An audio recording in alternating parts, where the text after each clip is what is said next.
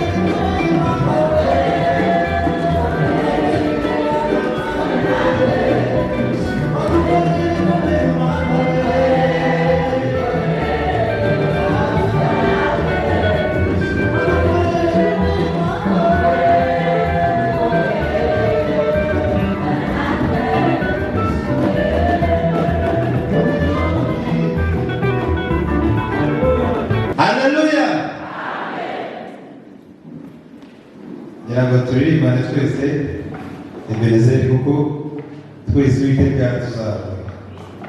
Ebenezeri, Ebenezeri, Ebenezeri, Ebenezeri, Ebenezeri, Ebenezeri, Uwiteka tuzaba. Ebenezeri igice cya mbere ibice birindwi umurongo wa 12 rwandiko rwa mbere rwa Samweli ibice birindwi umurongo wa 12 handitse ngo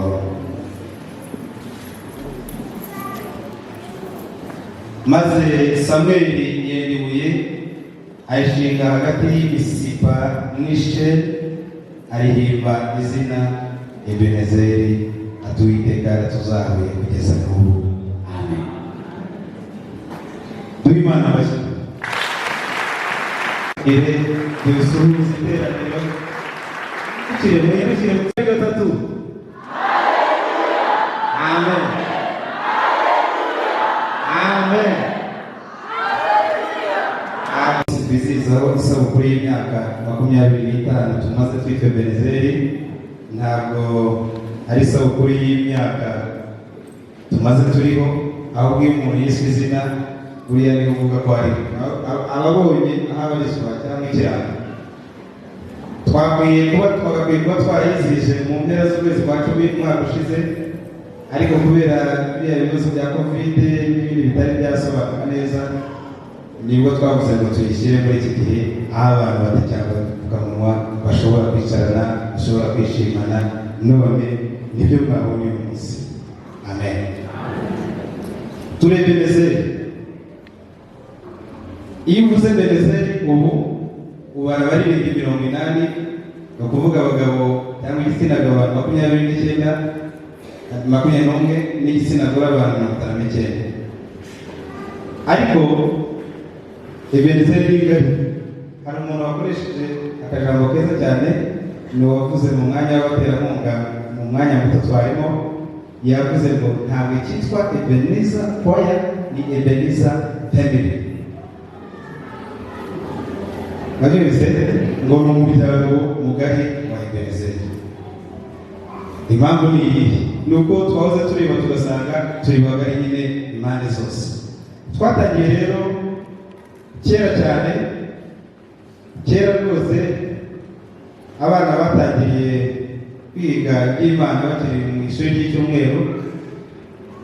Haza kugera igihe hano habaho guhuza amakorali muri 95, abakorali cyangwa dushimira cyane uyu munsi abanakorali ya kabiri. Ariko igihe nyirizina twitwa Ebenezeri igihe twajyaga kujya muri studio dukora kaseti ya mbere, nabonye abantu twari kumwe, abantu twinjiranye muri studio mu Gakiriro bahaguruka kugira ngo Celestine Vuguziga arahaguruka bwa mbere.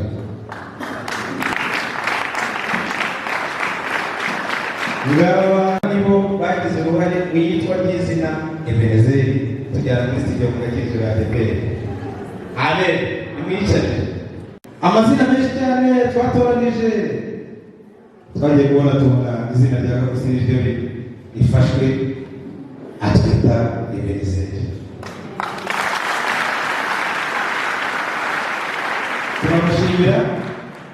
Turamushimira cyane nubwo atakiriho, ariko aracyanavuga kaka. Gapusi yatwise Ebenezeri, aradukurikirana muri studio mu Gakiriro, aratudirije. Celestin Nyamurabyibuka yabaga ari bateramizi, uriya Celestin impamvu uvuga niwe wacurangaga gitari solo, acuranga rwose. Nawe twagera mu Gakiriro bahaguruka. Iyo mpagurukije Ebenezeri nkabutsa Ebenezeri, ndagira ngo abantu bose bari ku rutonde rw'abaterankunga babashije kuza gukunda, ariko hari abantu biyandikishije. Ariko n'uyu munsi namwe muba mwiyandikishije. Duhe Imana amashyi ku bwabo. Bariya nibo bagiye badushyigikira mu rugendo rwose twagize. Mwebwe mugere gutya musuhuza abantu uvuge haleluya. Turaza duhura n'ibibazo bitandukanye n'ibigeragezo nk'uko bari bahura nabyo, ariko Imana iradukomeza iratuzamura, iratwara. Muri iki gihe ndagira ngo mbabwire yuko abana bato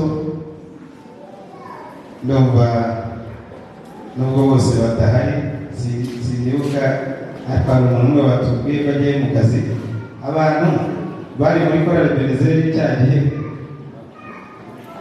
twajyanye muri studio, mwabuye mugaruka izi bihe bibi twahuye nabyo, twakiriye Sinamenye aradufasha, Sinamenye Emmanuel Didirija icyo gihe, hanyuma ngo bitore nta n'iminsi irashira tuvuyeyo Sinamenye abarinde atuta. Ubwo nyine tuzamusanga n'abandi, ariko n'Imana neza. Twagize ingendo zitandukanye z'ivugabutumwa, twagiye tubona Imana ikiza abantu, twagiye tubona itorero ridushyigikira, twagiye tubona ubufasha bwayo. Ubu ntabwo twasobanura ukuntu twagiye Bukavu mu mwaka w'2000. Bukavu yari weza, abantu bajya basohoka Imana ntibajya baduhanurira ni kwambukira tugira nyuma, twagiye mu mahanga. Ariko twavuye Bukavu duhita tujya ni Burundi. Hari indi korali yari Burundi, nyumva ko iteka tuzabona.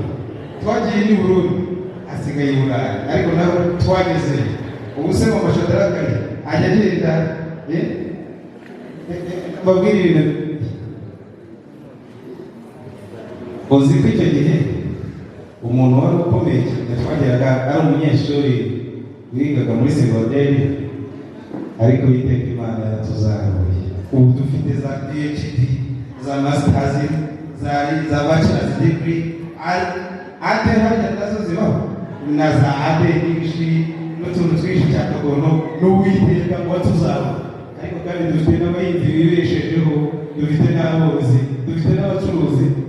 Nahoze bari kapasite nimubona njye narangije kaminuza, nanjye Uwiteka yashyize ahabutse. Ariko niba dushobora kuba twambaye neza gutya, abataje twabanje kwiherera kugira ngo twinegure n'abantu twaruhanye kera. Ariko nabuze ndeba mu bantu bitanze amafaranga menshi kugira ngo twakire abakiriya, nsanga ntabwo uwatanze menshi abo wize amashuri menshi. Muze hari abantu bisuzuma murumva ngo sinize n'ibiki n'ibiki, n'Uwiteka waguye abantu impande zose. Hari abantu bize ahantu ngo babize barize ngo nibo bazikirira, ariko n'Imana tugire neza. Hanyuma rero ndashaka kubabwira yuko mu rugendo twagiye duhura n'ibirushye n'ingorane zitandukanye. Abari hano 98 murabizi, 99 murabizi, ariko twagiye tugira umugisha ubutubonye twazahutse. Sibyo bene data bimeze? Sibyo na abaganga bari muri Benezeri bahaguruka. Abaganga ni amakorali yadufashije. Korali Evangelike mwahaguruka mu byubahiro byanyu.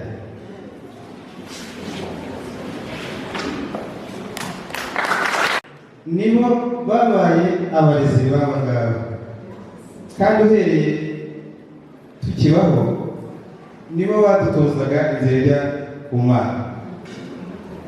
Yenda abenshi muri aba ntibari bahari, ariko ni korali Evangelike cyangwa yadushyigikiye, kuko nabo ubu ngabo bayoboraga nibo badufasha.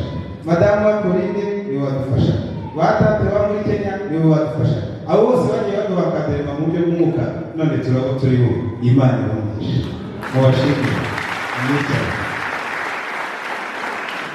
Hanyuma rero nagira ngo kugira ngo gahunda zitapfa kandi twashize uriya mugabo kubahiriza igihe zoze gutya, ubufatanye bw'amakorali ya cyangwa minisiteri y'abaririmbyi, ubuyobozi bw'itorero rya Tumba ndetse n'ubuyobozi bwa paruwasi ya cyangwa bwagiye budufasha mu buryo butandukanye, kuko bwagiye butuba hafi mu bintu byinshi ntanondora. Kandi reka nshimire nanone bene data bimutse batakiri kumwe natwe muri Benezeri. Ndashaka gushimira abantu kuko ndimo ndababona benshi cyane. Turashimira bariya bantu mwabonye. Indirimbo nyinshi zasohotse muri studio twari kumwe, amafaranga menshi twagiye dutanga twari kumwe, n'ayambeho nyinshi twari kumwe twagiye kubavuna n'imvura itukubita. Muribuka ya mvura y'ikinyinya muri 1997? Amen. Muribuka cya gihe twagendaga tumanitse amaboko mu modoka ya Rusumo-Miyenzi? Muribuka itubenura irunyinya? Muribuka dutangiye kurya iryo torero twaciyemo bakaza bakadutwara bakajya kudufunga? Pasiteri Theo, murabyibuka? Ntabwo muzi ko twaraye hasi muri sale tutaniyoroshe n'ibiryo byacu babiturije tukarara? Ntitwari kumwe? Bariya abantu twaragoranye, niyo mpamvu twabatumiye ngo tubane muri iki kirori cyacu kandi ibisanzwe. Hari ijambo rivuga ngo umuntu wese asubire muri gakondo ye. Nagira ngo sabe umuntu wese muri Ebenezeri, utakiri muri Ebenezeri, uri hafi aha wumva yujuje ibisabwa, azatwandikire twiga ku rwandiko rwe, nta mpamvu yo guhera ikanarage. Hanyuma reka dushime, ariko tunavuge ngo munambe kuri Yesu, azabagirira neza n'ukuri kandi azabafasha. Hanyuma rero reka soze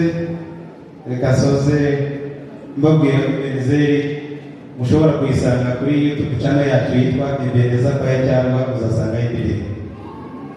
Ariko n'igihe cyose wadukenerera turipita ku wa mbere saa 11:30 no ku wa gatanu saa 11:30. Ubundi turabakirisitu beza baganukira gahunda z'itorero. Nidukomeza uru rugendo tuzasohora aho namwe mwerekeje, twese destination cyerekezo ni ijuru. Uwavuga byinshi ntiyabirangiza. Urugendo rw'imyaka 25 ndetse irenga ni rurerure, ariko reka soze bashimira no kuba mwatwitabye, twabahamagaye muraza, Imana ibamugishe. Amen. Abavuzi impundu bazira Imana, abakoma amashyi bakomeye cyane bari mu Egiputa kubera kubabazwa n'ibiruho ndetse kubabazwa n'uburetwa bwa Farawo. Nta cyizere rwose bari bafite. Tujyane gusoma mwahagaze 60. Aha, ariko noneho Uwiteka uri data wa twese, uri bumba, turi bumba. Nasubira, ariko noneho Uwiteka uri data wa twese, turi iki? Turi bumba, nawe uri iki? Uri umubumbi wacu.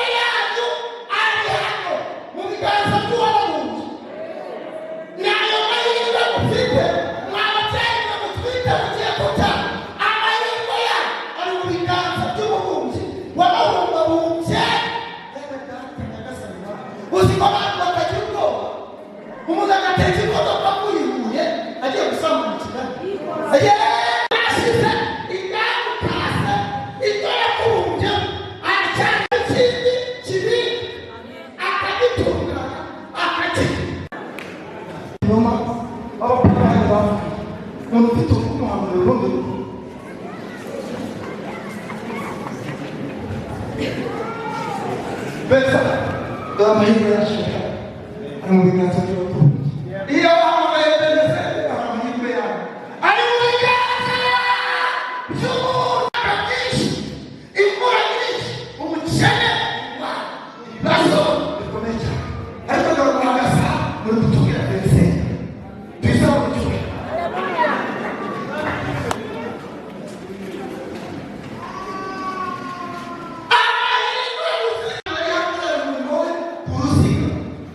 Umurimo w'umujyo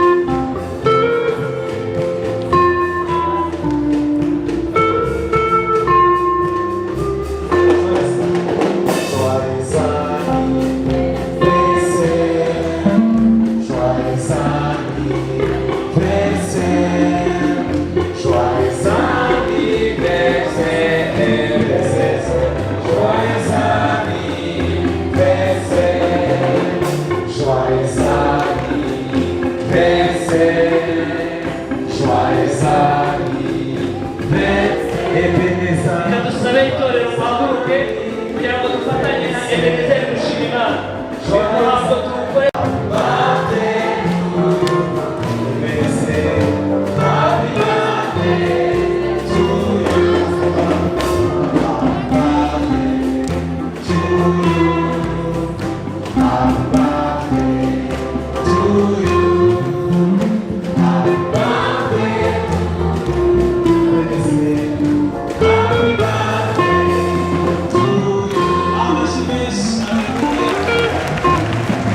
bitwubaka.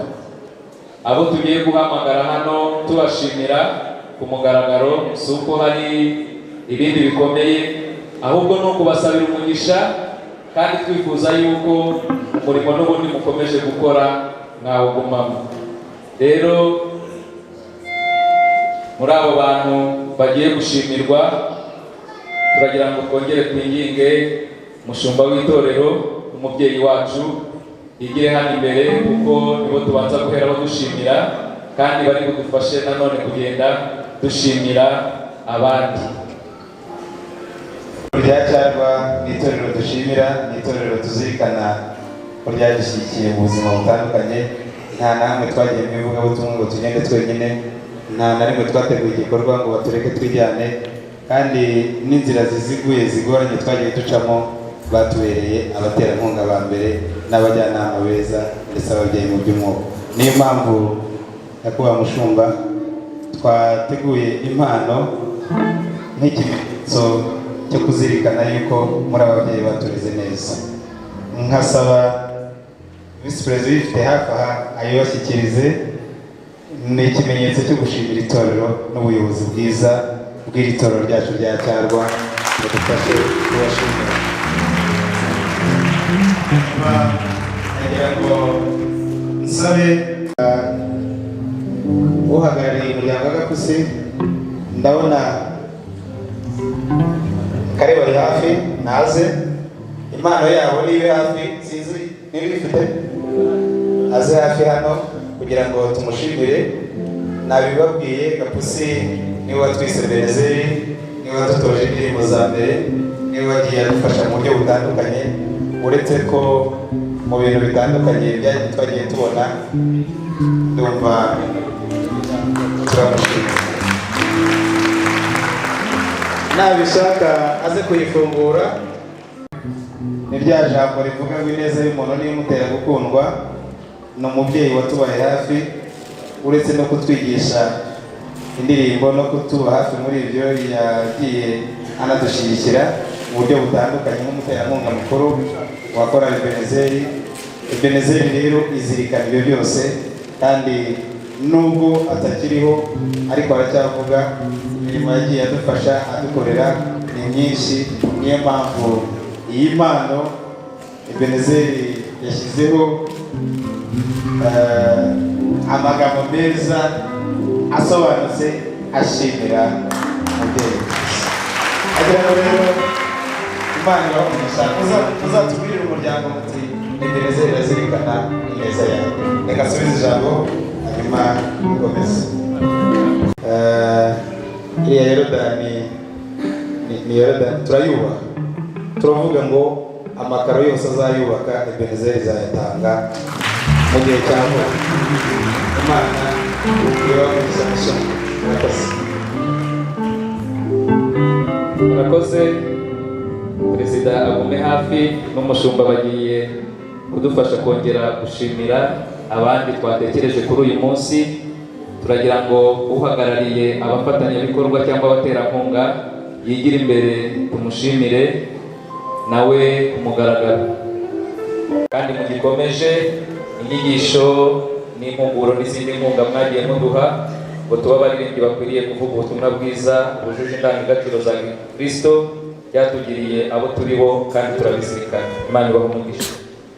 Hafi nabo kuri uyu munsi, nabo tubashimire ku mugaragaro. Ni kubashimira kuri uyu munsi imikoranire myiza. Korali Ebenezer irashimira imikoranire nabo tubashimire. Turabashimira korali myiza yakomeje kuturanga niyo gushimira, ni korali nayo dushimira, nabo turabashimira. Guhera 1997 twitwa izina, turasaba yuko Vestina Uwimana nawe yigira imbere, nawe tumushimire. Vestina Uwimana guhera 1997 bari muri korali Ebenezer, n'ubu bagikomeje. Nyirabashyitsi Leoni, Imana ikomeze kugufasha. Turashimira Mayiko Jamari, Mayiko iri hafi.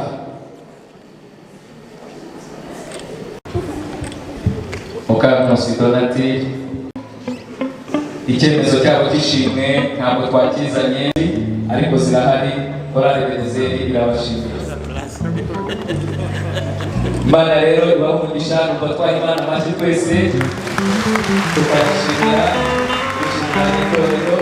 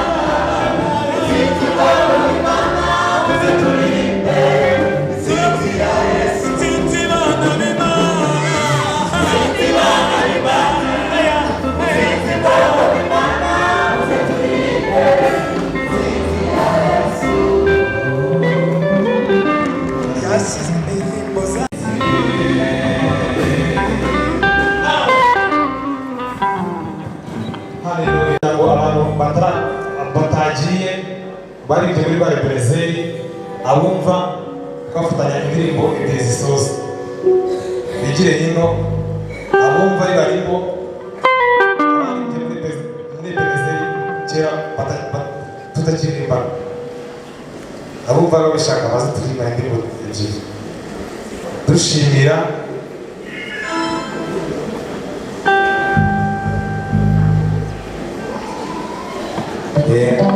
abana batashye batuye kuri Kigali